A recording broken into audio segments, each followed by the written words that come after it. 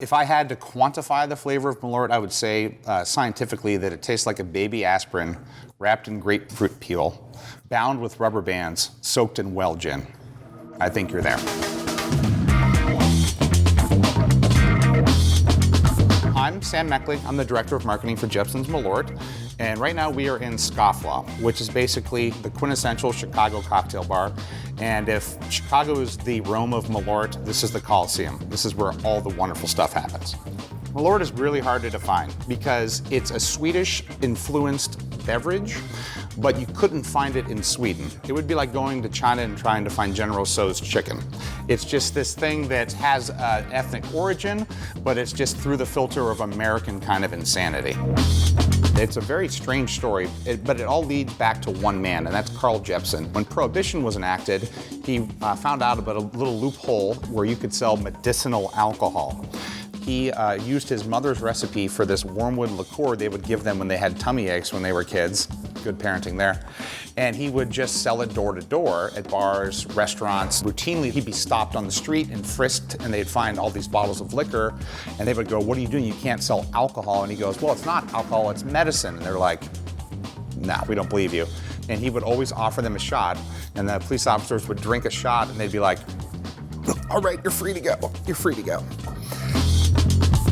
The Malort face, as we know it today, is kind of the origin of Malort's life on the internet. All of a sudden, you've got like a couple thousand Malort faces on Flickr, and each one of them, just scrolling through, is funnier than the last. It turns regular people into poets. After the face is gone, the expletives that come out of their mouth are truly wonderful. The thing about Malort that makes it sort of viral is that when someone sees someone do a shot of Malort, they see their reaction and they're like, what just happened there? And then they ask and they find out, oh, he did a shot of Malort. Well, they ask what that is. You see the wheels start turning in their head and they think about which of their friends they want to give it to. Because it's like a Ponzi scheme, you know? It's like the only way to not get burned is you have to keep passing it to other people. I would say it would be like being in a fist fight where you only feel the first punch, and then after that you're just going in the moment.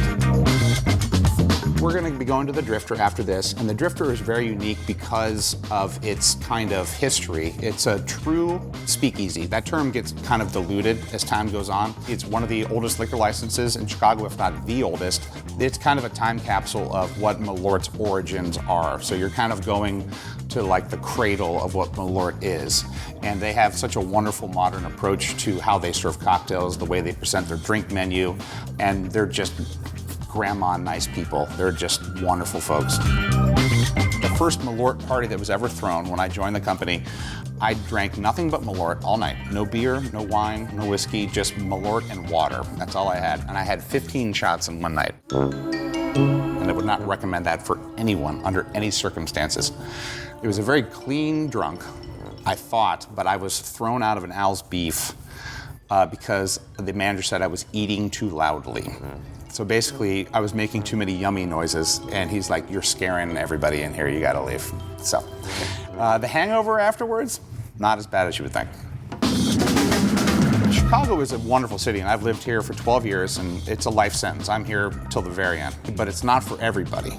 They should give shots of Malort to people as they get off the plane, you know, because if you can't handle a shot of Malort, you probably aren't gonna cut it in Chicago. It's bitter and brutal up front, but if you give us time, you're probably gonna grow to love us.